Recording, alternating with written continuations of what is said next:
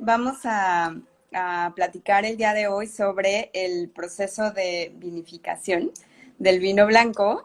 Y pues bueno, Jair es nuestro súper experto, él es sommelier y me encantaría que pues también él se presentara, aparte de solo yo, que a mí ya me conocen, pero a Jair todavía no. Entonces, si pudieras presentarte, Jair, estaría increíble. Cuéntanos. Ok, pues bueno, pues yo soy Yair Bernabé. Pues como bien lo dijiste, estudié sommelier, ya llevo algunos años de experiencia, he trabajado en Ensenada, en el Museo del Vino, y también tengo una licenciatura en Historia del Arte, entonces por eso me gusta combinar lo que es la parte del vino, que es mi pasión, mis dos grandes pasiones, es el arte y el vino. Entonces al combinarlas es lo que pues me hace tener todavía más interés, ¿no? Para seguir conociendo toda esta cultura y el mundo del vino.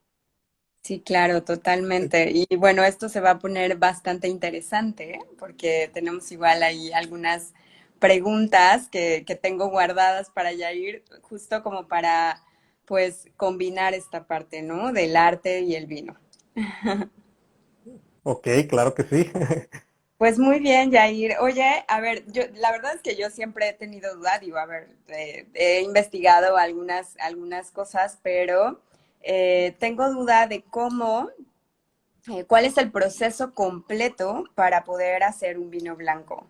Y espero que los que están conectados tengan también su botella de vino blanco para poder abrirla con nosotros. Hay tres personas, a ver, están, no, ya más, bueno. Igual, hola Pepe, ¿cómo estás? Hola Migue, hola Axel. Bienvenidos y gracias por acompañarnos. Y pues bueno, cuéntanos, Jair.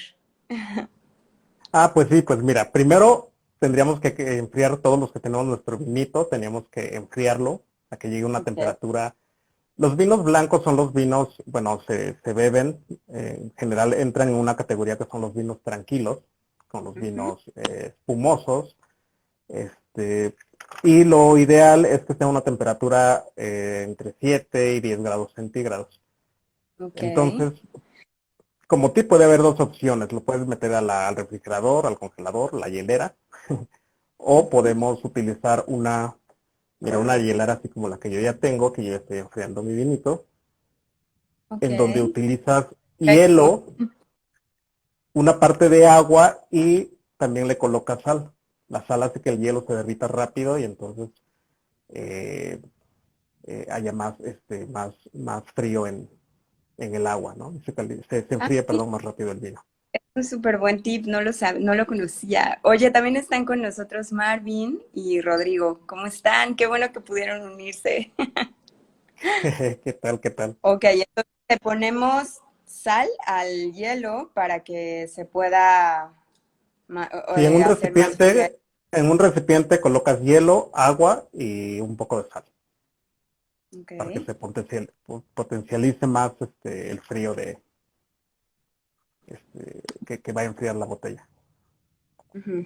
O también en el refrigerador. Digo, a lo mejor en unos 10 15 minutos, en lo que platicamos del proceso de elaboración del vino blanco, pues a lo mejor logramos ya tener un vino frío a temperatura adecuada. Perfecto. Yo ya lo tengo aquí, ya no lo puse en ninguna bandeja.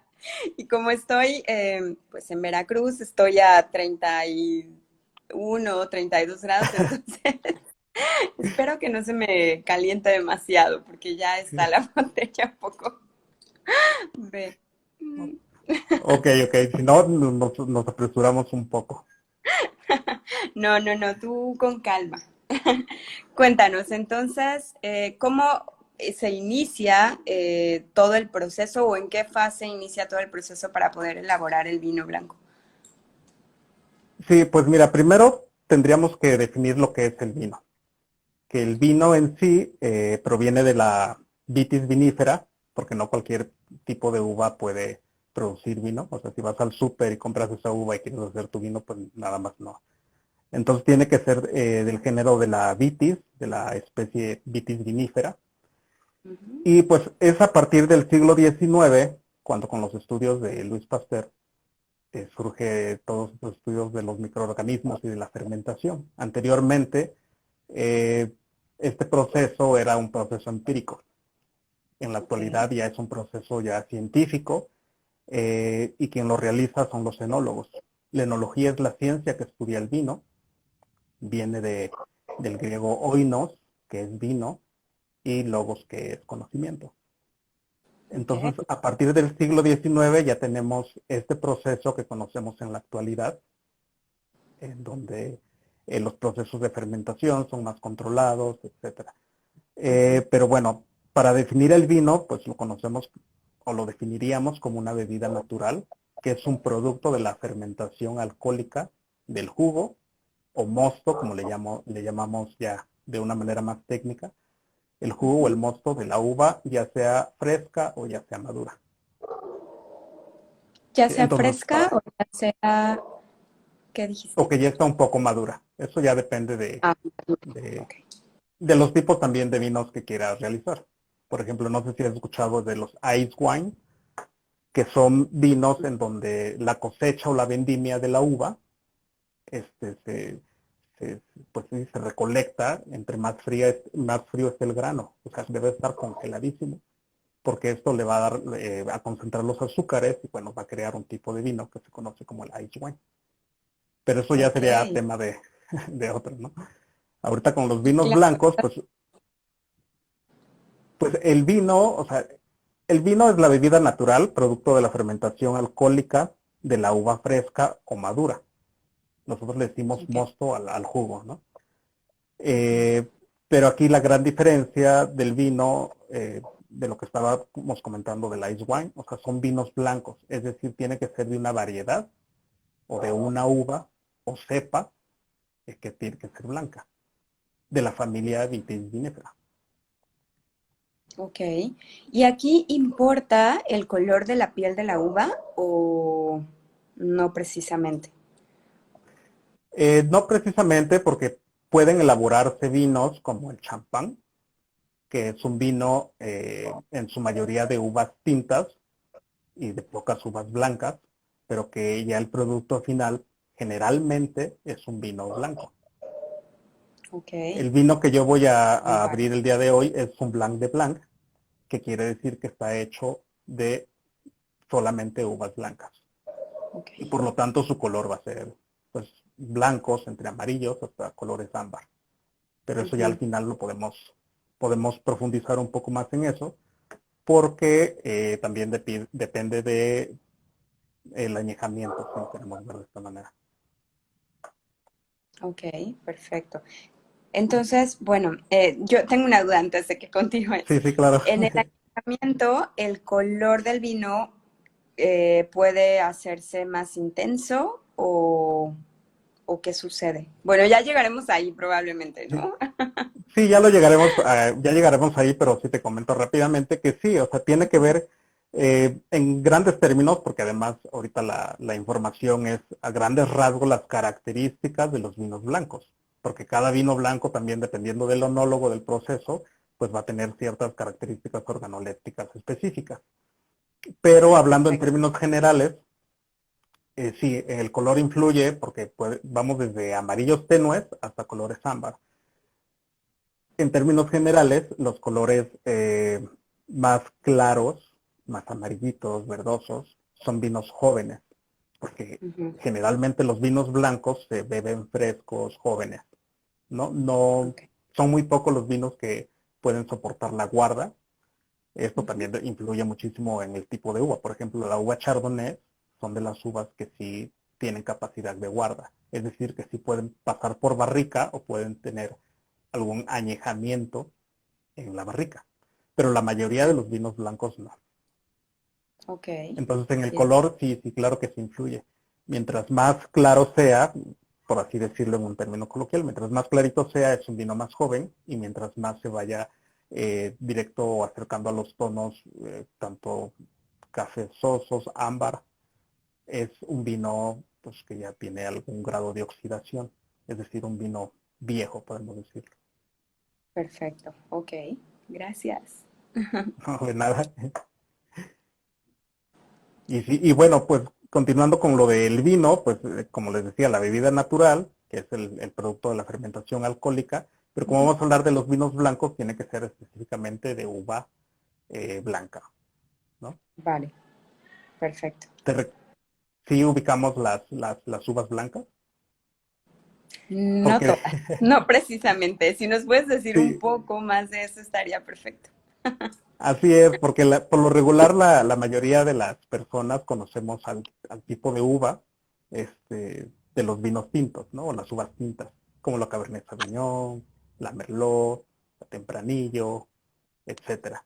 Pero las uvas blancas o las cepas o las variedades de uvas blancas puede ser la Chardonnay, si nos suena la Chardonnay, la Ujú. Sauvignon Blanc, la Chenin Blanc, Ok, y ahí la Semillon, son unos tipos de uva blanca. ok, perfecto. Súper, Y ya ahora dentro sí de me los queda súper claro. y dentro de los procesos de la elaboración del vino, el más complejo, por así decirlo, es la elaboración del vino tinto. Y el vino blanco puede decirse que es la mitad del proceso del vino tinto. Ok, Y por eso estamos empezando por la elaboración de los vinos blancos, muy bien, que sí, es muy similar al vino tinto, pero bueno, el proceso es un poco menor. claro, ok, perfecto, muy bien. Y entonces, bueno, y entonces el primer paso de la elaboración del vino blanco es la selección de la uva, ¿no? Como para recapitular. Exactamente. Sería la selección de la uva, pensar que cómo queremos nuestro vino, en este caso la uva blanca, y nosotros lo conocemos como la vendimia o la cosecha. Entonces, y también ahí es el momento donde se debe de decidir si el vino va a ser varietal, es decir, de un tipo de uva, por ejemplo, chardonnay, o si va a ser un vino bivarietal o trivarietal, es decir, de dos o tres más tipos de uvas blancas, que también se conoce como vinos de corte. Entonces es el momento adecuado para, al seleccionar la uva, decir, bueno, mi vino quiero que sea de un solo tipo de varietal o de más de un varietal. Es así Ok, como se selecciona la uva. Y posteriormente, pues la uva va a la bodega y hay una recepción de la uva. Esto se hace en camiones o en estas cajas para que no se estruje la uva, porque lo que menos se desea es que la uva eh, se pueda estrujar antes de llegar a la bodega y puedan empezar a crecer microorganismos que contribuyan a la fermentación y no queremos una fermentación que no esté controlada. ujú, Entonces lo que se hace es llevar la uva ya seleccionada a la bodega, que es la recepción eh, de la uva, y ahí se coloca en unas máquinas que se llaman tolvas o un lagar. Y esto lo que hace es seleccionar la uva. Y también hay unas mesas, puede ser que cuando lo hacen manual o artesanalmente, hay unas mesas de selección, en donde están seleccionando pues personas la uva para que sea de mejor calidad. Esto casi siempre se lleva a cabo. Y son los principales primeros ok, dos pasos, perfecto. si lo queremos ver de esta manera. Ujú, ok. Y ahí yo tengo una otra duda, Jair, porque he escuchado que varias personas, o bueno, cuando hablamos con las personas que se dedican como a todo este tema de la cosecha y demás, sí hay como determinados niveles de maduración en donde se debe cortar o recolectar cierta especie de uva, si se le llama así, que le llaman como los grados Brick. Entonces, ¿cómo saben eh, a cuántos grados Brick debe estar determinada uva para poder hacer cierto tipo de vino? Sí, claro, eso depende de la maduración de la uva, porque la uva por lo regular concentra los azúcares, que son los que nos van a ayudar a realizar, o sea, los azúcares y los almidones que vienen dentro de la uva son los que nos van a ayudar a realizar la fermentación alcohólica, Ok, porque las levaduras, que lo veremos más adelante, son las que consumen esos azúcares y los convierten en alcohol, por así decirlo, y Ah, la fermentación se lleva a cabo para realizar el vino. Entonces, esto generalmente lo hace un enólogo y hay unas maquinitas ya especializadas para medir los niveles de acidez y de azúcares en la uva. Eso sí se hace claro, también al momento de selección de la uva, ok. pero esto le corresponde ya más a un enólogo realizar, o sea, ya son cosas ya más técnicas, más científicas, Vale, perfecto, ok. pero así se miden por los grados de los niveles de azúcares o de acidez para Ok. saber si la uva ya está en condiciones óptimas. En términos también generales, podríamos decir que aquí en el hemisferio norte, lo que hacemos cuando se hace la vendimia o la cosecha de la uva, por lo regular es a mediados, a finales de septiembre, el famoso harvest, que también Ujú. es cuando se realiza porque ya llega la uva a un punto de maduración o un punto óptimo para seleccionarse y llevarse a la bodega. Bien. Bueno, ya nos quedan algunos meses para... Claro, ya en agosto, ya en Valle de Guadalupe, ya empiezan con la vendimia y con las fiestas de la vendimia. Estaría bien Ok, darse una vuelta. qué rico, ya, ya, sí, ya nos verán por allá. Y bueno, pasando al paso número 3, por así decirlo, Ujú. también existe una máquina despalilladora. Lo que hacen estas máquinas es separar las uvas del escobajo. El escobajo es el racimito o el palito que tiene la uva, donde vienen los granos de la uva. Y esto Ujú. se hace también manualmente o por una despalilladora, una máquina, que está en una forma, la máquina está en forma de un embudo. Y entonces va arrancando o quitando el escobajo, que son los palillitos, para que estos no afecten las características organolácticas que queremos en el vino blanco. Ok. ¿Por qué? Porque si has hablado si has escuchado de los taninos o de este amargor, pues esas ramitas, el escobajo lo tiene. Entonces lo que se pretende es que no se mezclen o que no se estrujen estos escobajos o estas ramitas y le aporten algunas características no deseadas al futuro vino. Ok, perfecto. Es por eso que es la despalilladora y también se puede realizar a mano. Y posteriormente se lleva ya todo este grano que ya se le quitó el escobajo, se lleva a una prensa. Lo que hace la prensa, hay dos tipos de prensa que ahorita los vamos a ver, pero lo que hace la prensa es prensar suavemente a las uvas que ya no tienen el escobajo, y es suavemente porque también las pepitas o las semillas de la uva contienen estos taninos y estos sabores amargos que no queremos posteriormente en el vino. Entonces lo hace suavemente y para eso hay dos Ujú. tipos de prensas, que es la prensa hidráulica y la prensa neumática. La prensa hidráulica, imagínate que es un cono que tiene un émbolo arriba que va aplastando a todas las uvas para que pueda Ujú. salir el mosto o el jugo. Y la prensa neumática es como un cilindro Ok. horizontal en donde adentro tiene podríamos decirse como un globito. Entonces se infla el globito ya con la uva adentro para que pues suavemente se prense la uva y pueda Ujú. salir el jugo sin que se rompan las pepitas o las semillas de la Mm, uva, que es lo que no queremos. Así es que ok, por eso es súper importante lo de perfecto. la prensa. Ujú. Y posteriormente, Hablas del mosto y bueno, así, babeo casi. sí, ¿qué tal expectativa de ¡Yay! ¡Ya consumo? regresaste! Ya estaba pensando que iba a tener que decir yo el resto Ahora del no te escucho. proceso y a ver en dónde me lo inventaba.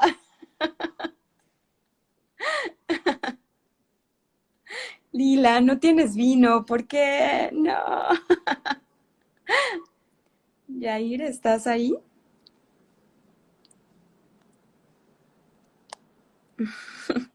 ¿Ya me escuchas? Ya, ya te escucho. Ya se restableció la conexión. Ok.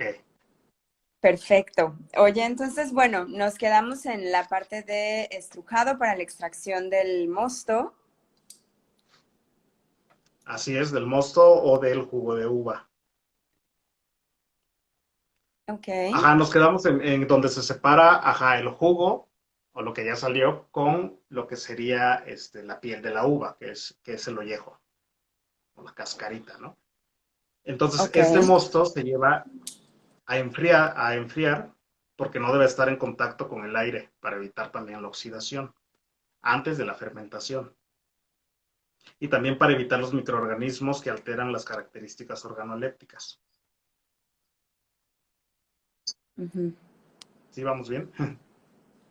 Ok, sí. Ok, y bueno, sí, para evitar lo anterior, también está muy regulado, depende también del país.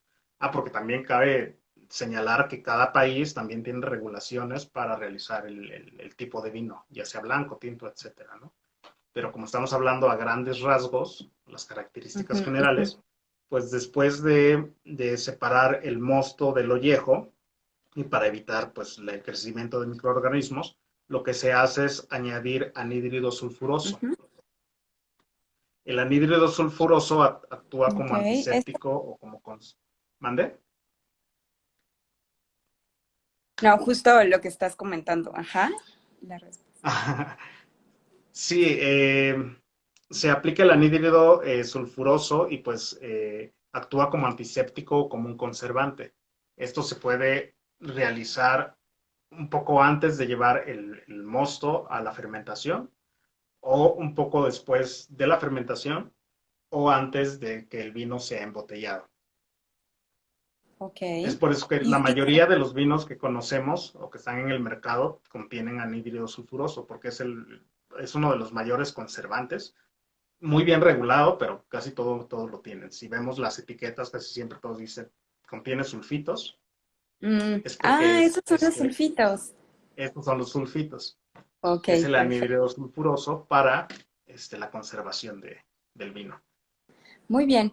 Y entonces, bueno, una vez que ya se le añadieron los sulfitos para retirar o separar el ollejo, ¿qué sigue? Después hay que ver la corrección de la acidez de la uva, porque lo que hablábamos hace rato, hay climas, por ejemplo, cálidos, donde la uva no alcanza su madurez. Ujú. O, pues sí, maduran con niveles bajos de acidez. Y la acidez en un vino blanco, pues es una característica muy especial, porque es un vino, pues muy fresco, ¿no? Entonces sí Ujú. tiene que tener un alto grado de acidez. Entonces, Ok. para hacer eso, se hace la corrección de la acidez. Es decir, Ujú. se agrega ácido tartárico para estas uvas que no alcanzaron a madurar. Porque también hay regiones frías eh, donde es lo contrario. Las uvas no alcanzan tampoco su maduración y no alcanzan sus niveles de azúcares necesarios para posteriormente transformar todos los almidones y esos azúcares de la fructosa y de la glucosa a lo que va a ser el alcohol. Entonces es por eso que Ok. se añade el ácido tartárico. Es para Tartar. nivelar el nivel de acidez. Ujú. En el otro caso también existe la chaptalización. La chaptalización es agregar azúcar al mosto o al jugo de uva para que las levaduras, que son las que se encargan de comerse estos azúcares, para transformar los azúcares en alcohol, entonces se les agrega azúcar. Este proceso se le llama chaptalización para esas uvas que no alcanzaron su nivel de madurez. Y bueno, con la Ok.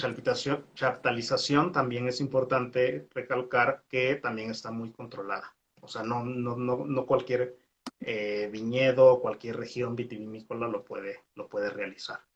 Pero en algunos casos sí está permitido. Sobre todo en estas regiones Ya. muy frías, donde no se logran Ah, ya, concentrar claro, ok. los azúcares dentro de la uvita. Ujú. Perfecto. Oye, y podríamos decir que, bueno, ¿por qué no está permitido en todos lados? Porque desvirtúa un poco el sabor del vino o porque no sería como tan natural o cuál sería como la razón por la cual está tan regulado y prohibido en algunas partes? Pues en parte yo considero que es la cultura, ¿no? De la tradición del hacer. Pero, por ejemplo, en Europa está casi prohibido todo este tipo de procesos, sobre todo la chaptalización, ¿sí? O el riego a veces, ¿no? ¿Por qué? Porque el vino se clasifica según la denominación de origen o de la región de la cual estamos hablando. Entonces, cada región tiene una regulación. Entonces, no importa si a veces es el mismo país. O sea, a veces no es lo mismo estar hablando de Francia, por ejemplo, en la parte de Borgoña que en la parte de Burdeos. O sea, cambia el tipo de uva, o sea, de variedad, y puede ser que también cambien algunos de estos procesos. Pero sí, eso depende ya también de cada región. Ya, entiendo. Ok, Y tiene que ver con las denominaciones de origen. ya, Ujú. vale, muy bien. Sí, también a veces el riego también está prohibido, pero por eso la uva no se da en cualquier tierra, ¿no? Ujú, O cualquier terruño o cualquier terroir, como lo conocemos claro. en el ámbito. Ujú, Ujú. muy bien. Y después de esta parte en donde se le agrega el ácido tartárico, ¿qué seguiría?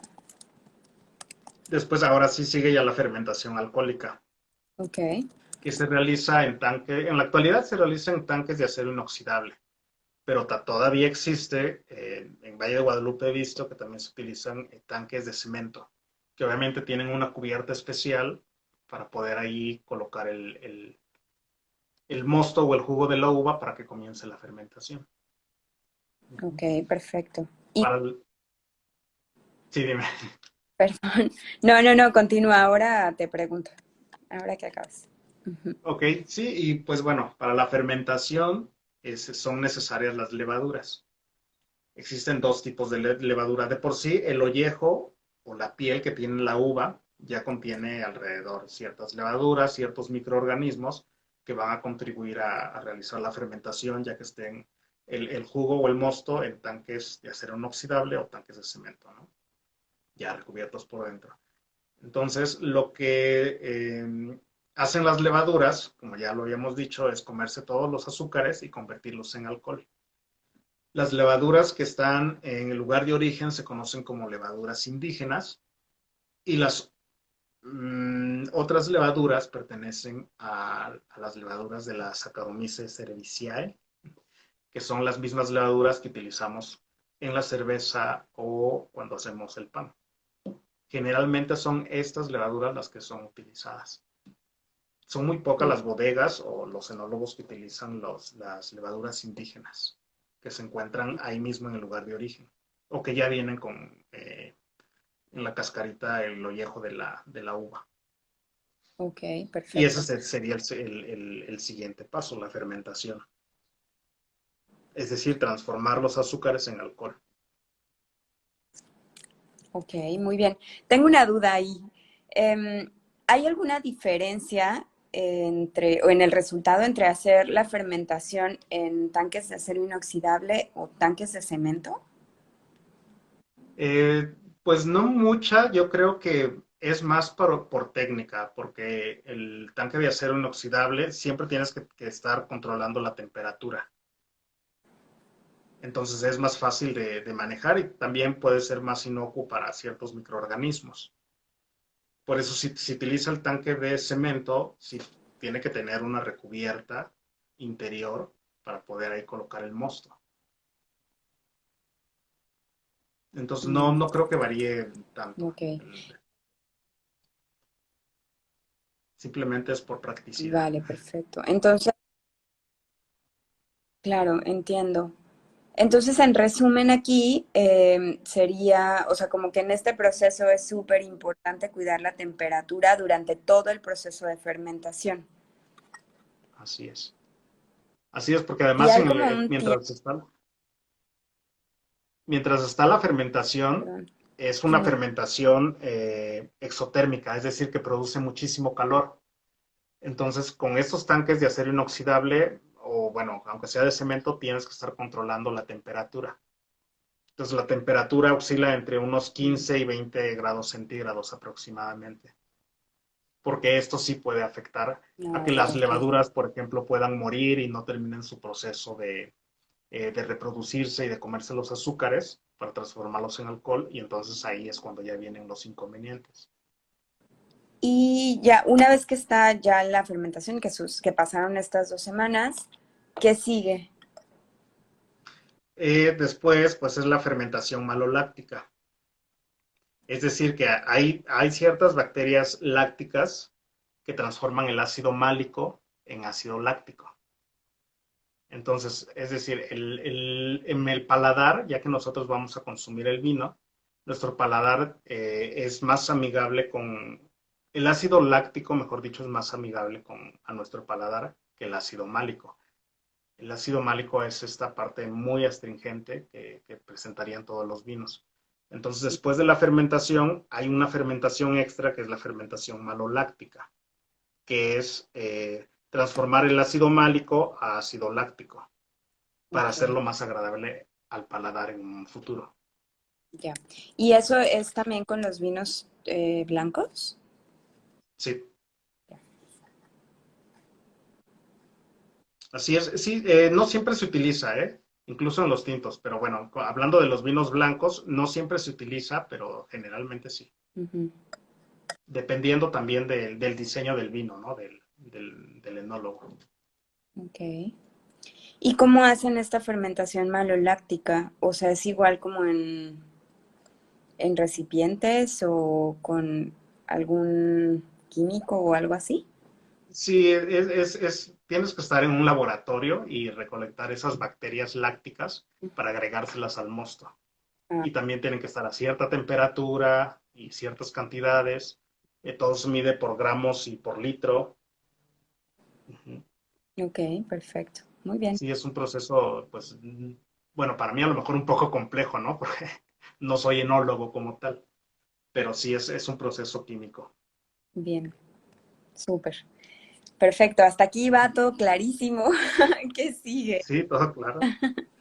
Ya estoy tomando mis apuntes, de hecho, también. Sí, ya nada más faltan dos pasos. Ok. ¿Sí? El siguiente paso sería la clarificación, que es quitar lo turbio pues, de varias sustancias que el mosto de por sí siempre sale turbio, ¿no? O sea, ya que está el vino fermentado, Ujú, siempre, así sea tinto o así sea blanco, siempre sale turbio. ujú. Y esto se debe pues a quitar a que hay varias sustancias y bueno, lo que se pretende es volver al vino cristalino y límpido o limpio, ya sea tinto o ya sea blanco, etcétera, ¿no? Ujú.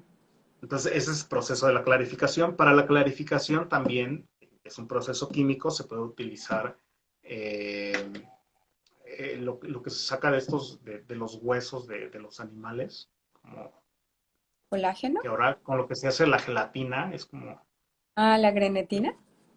no, es parecido a la grenetina. Ok, Bueno, yo se puede colágeno. hacer con eso, se puede hacer con huevo, incluso se puede Ah, utilizar la sangre de cordero para que todo esto pueda, posteriormente eso se va a filtrar, pero en este proceso de clarificación se le ujú. coloca alguna de estas sustancias al mosto, que ya sería el vino, y de esta manera se clarifica. Y bueno, y Ok. después de la clarificación está la Oye, y estabilización del tartárica. huevo en... ¿Mandé? Ok. Una duda antes, una duda antes, perdón, cuando ponen huevo, ¿le ponen como todo el huevo completo o solamente como una parte, la Se utilizan clara una o parte, así? por lo regular es la clara. Ujú. La clara, porque también Perfecto. la clara de Ah, huevo, la sangre, te digo, como de cordero, eh, o esta parte de los huesos, sí es como, se me fue el nombre, pero sí es como la grenetina, ¿no? Más o menos. Pues son aglutinantes. ujú. Entonces todos ellos van a absorber Ok, todas estas partículas que andan por ahí para dejar pues sí, el vino ya, el mosto o el vino ya, porque ya fermentó, pues de una manera pues más limpia y más clara. Ah, súper. Vale. ¿Y esto se hace en los mismos recipientes de acero inoxidable o de cemento o así? ¿O es en otras, como en otros recipientes de otro tipo, como especiales para la clarificación? Ujú. Pues puede ser que se haga ahí mismo o puede ser que se haga porque el siguiente paso es el filtrado. Ok, Entonces se pueden utilizar otros contenedores. vale, Ujú. muy bien. Y pues ya el proceso del filtrado, como te digo, es la estabilización tartárica. Bueno, llamado así científicamente. Porque Es fácil. las sales tartáricas son los depósitos de cristales de todas las sustancias que ya tiene el mosto, ya en este caso ya el vino, pues son los depósitos o los sedimentos. Entonces ya viene una estabilización tartárica, se llaman el tartárico a estos sedimentos, y lo que se hace es enfriar el vino a temperaturas de 5 o 10 grados centígrados. Por eso te digo, sí, a lo mejor se utilizan estos mismos tanques porque estos tanques están controlando la temperatura. Mm, Entonces no tendría caso de estar moviéndolos, ¿no? O sea, ahí mismo se puede hacer la clarificación o la estabilización. Y bueno, después de enfriar el vino a temperaturas de 5 a 10 grados centígrados bajo cero durante 1 o 2 semanas, se separan estos cristales o estos depósitos por medio de la filtración. Entonces, o sea, prácticamente tiene que estar, bueno, a ver, no se congela, ¿o sí? No, no se congela. Además, como ya contiene el alcohol es complicado que se congele. Mm, ok. Sí. Entonces, bueno, se enfría a, dijiste, -5. -5 grados centígrados, Ujú. entre 5 a 10 grados centígrados durante 1 o 2 semanas. Ah, bien, perfecto. Ok, muy bien. Y este sería, bueno, ya después del filtrado vendría la parte del embotellado. O sea, sería Sí, como sí, y bueno, aquí sería interesante mencionar que cuando tenemos un vino bivarietal, por ejemplo, de dos tipos o dos variedades de uva, es el momento adecuado para hacer esta mezcla. Esto ya depende del enólogo, ¿no? ujú, Eh, pero siempre la fermentación se hace con un solo tipo de uva. O sea, si vas a realizar una fermentación de uva chardonnay, va a ser solamente de chardonnay, y en otro tanque y en otro proceso vas a realizar la otra fermentación de cualquier otra variedad o cepa. Vamos a imaginar semillón. Entonces, aquí, antes de embotellar, es el momento adecuado para realizar esta mezcla o mezclas de estas varias fermentaciones de diferentes tipos de uva. Se mezcla, te digo, dependiendo del trabajo del enólogo o del diseño que le quiera dar el enólogo al vino, y ya posteriormente se lleva al embotellado. ok, perfecto. Vale. Interesante. Había muchísimas cosas del proceso que no sabía y todo esto que acabas de comentar es súper ilustrativo. Oye, y bueno, tú que estás como como tan inmerso también en este mundo del arte, ¿consideras que la creación o todo este proceso de vinificación es un arte? ¿O podría ser un arte? Pues sí, sí, porque yo creo que, imagínate, tanto tiempo desde las primeras creaciones o sea, de la humanidad, fue el descubrir el vino, ¿no? Y el proceso y la fermentación, todo eso. Y además siempre el vino, como lo conocemos, siempre ha estado presente en las grandes civilizaciones. Entonces, Ujú. para mí, yo lo considero como, pues, que en cada botella está, pues, embotellada una historia y toda una cultura, ¿no? Que viene desde siglos atrás. Pues también es Ay, qué esta parte bonito. de ver al vino como un objeto artístico, Ujú. ¿no? Incluso digo, vemos que ya también hay museos exclusivos con toda esta museografía y la curaduría que se hace en los museos, exclusivamente para hablar del vino, como Ujú. el Museo del Vino en Ensenada, o existen otros como en Francia también hay vinos famosos, como el de Burdeos. Eh, y pues también hay que pensar que en nuestra cultura occidental, en los rituales litúrgicos, por ejemplo, con los católicos, pues el vino siempre es el ritual, ¿no? Con el que se hace la comunión. Ujú. Y esto viene desde la Edad Media. Entonces el vino para mí es historia, es cultura. Lo que hablamos de que si es artesanal o que si es biodinámico, también es cuidar de la naturaleza.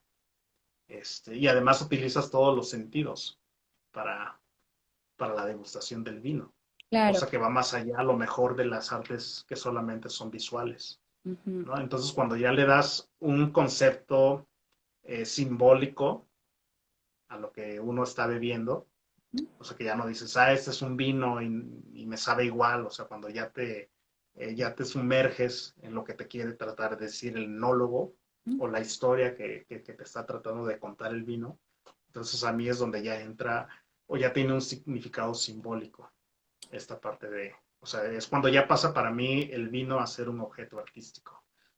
Y Ya. además también mencionando que también hay lotes de vinos que están en las mejores casas de subastas y que se venden por millones y millones de dólares, porque pues Qué son bueno. objetos también muy preciados.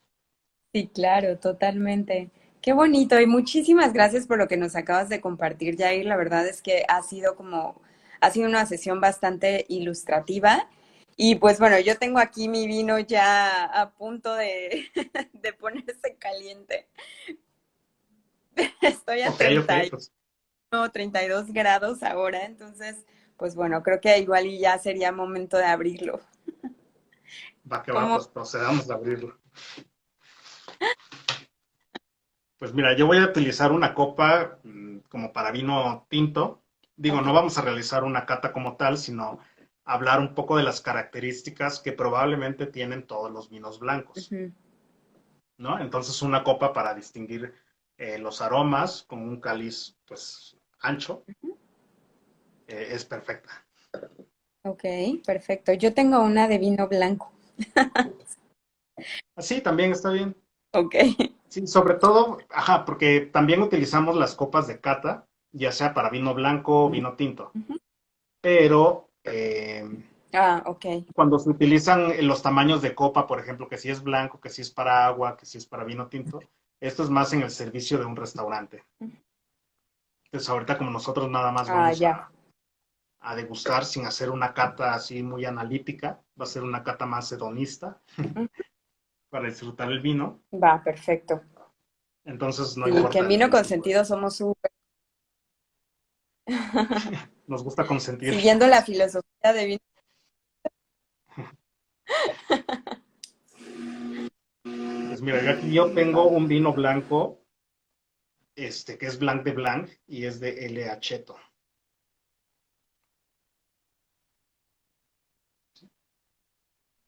Ah, ok, Por lo perfecto. Yo general, tengo este de Aguascalientes, de Vinícola Santa Elena. Ujú. a ver, bajo un poquito para que hagamos el descorche. Aquí ya tengo mi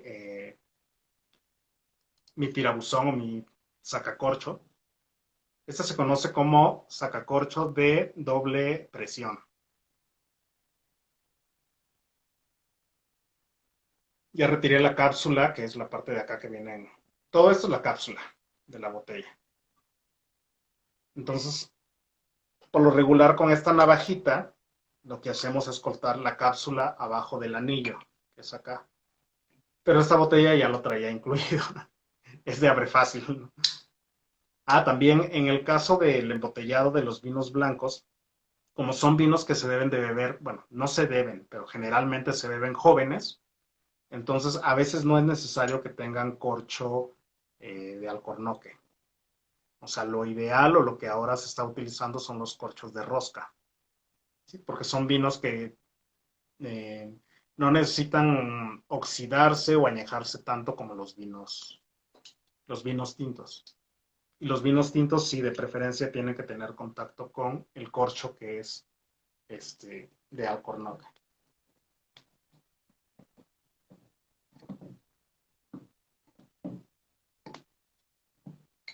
Yo ya me adelanté, ya voy aquí, justo ya me alcanzaste. Ay, sí.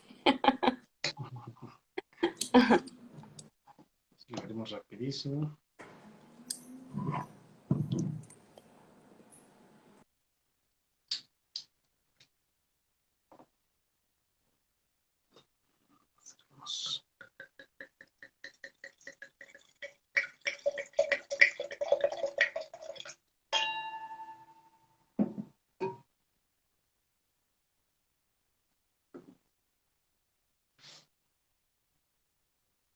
¿Ya estamos listos?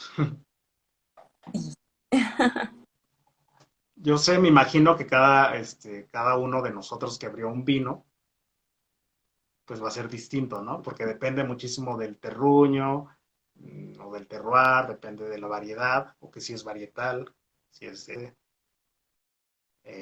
pero por lo regular, como características generales, los vinos blancos, como decía, se van a beber jóvenes eh, y siempre van a tener esa acidez y ese frescor. También eso depende de la temperatura, pero bueno, eso ya es tema de servicio, ¿no? Y pues, bueno, en cuanto al color, digo, todos también vamos a diferir un poco, pero yo tengo un vino, los vinos blancos, como comentábamos, van de los amarillos a los colores ámbar. Mientras más pálido sea, es porque es un vino joven, o sea, ya con esto nos indica que va a tener buena acidez, buena frescura, también depende de la temperatura en que lo enfriemos.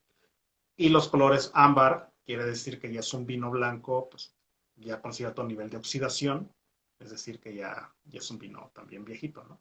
O a lo mejor también tuvo paso por barrica, pero te digo, por lo regular, no hay vino blanco que necesite la barrica.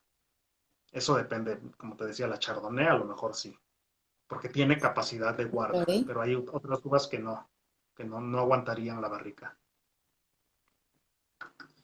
Y generalmente, bueno, los vinos blancos jóvenes, pues son vinos ácidos, frescos, pues aromáticos, y van a tener aromas desde hierbas, aromas florales o aromas frutales. Eso es en cuanto a la vista, ¿no? En términos generales, porque cada quien puede tener su vino de diferente marca o diferente bodega. Sí, claro. Oye, una duda. María nos pregunta que qué vino recomiendan para los que no acostumbramos tomar vino blanco. ¿Qué vino? Pero ¿por qué blanco sería el tinto o el espumoso? Porque también existen vinos fortificados, como el Oporto, que también entra en la categoría de vino. Sí, Ok. sería cosa de Sí, o sea, en lugar de blanco, probablemente tinto tinto, o rosado, espumoso o rosado. rosado. Pero creo que la pregunta va más como en torno a probablemente, no sé, como muy de vino blanco, pero me gustaría como experimentar un poco con alguno que fuera, pues, rico. No sé de qué forma llamarlo. Es que hay muchas opciones, ¿no? Sí, hay muchas opciones y también depende del maridaje. Ajá. Generalmente también los vinos blancos o vinos rosados, por el nivel de acidez y de frescura, se beben solos. Claro que puedes hacer maridajes, Ok. a mí se me ocurre, sí, bueno, ahorita hablamos un poco del maridaje, pero por lo regular se pueden aprovechar bebiéndolos solos, con un buen nivel de Ah, temperatura, vale. ya con eso.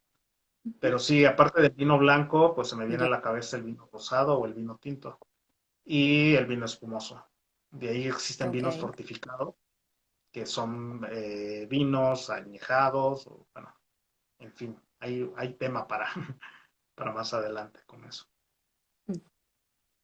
Sí, perfecto.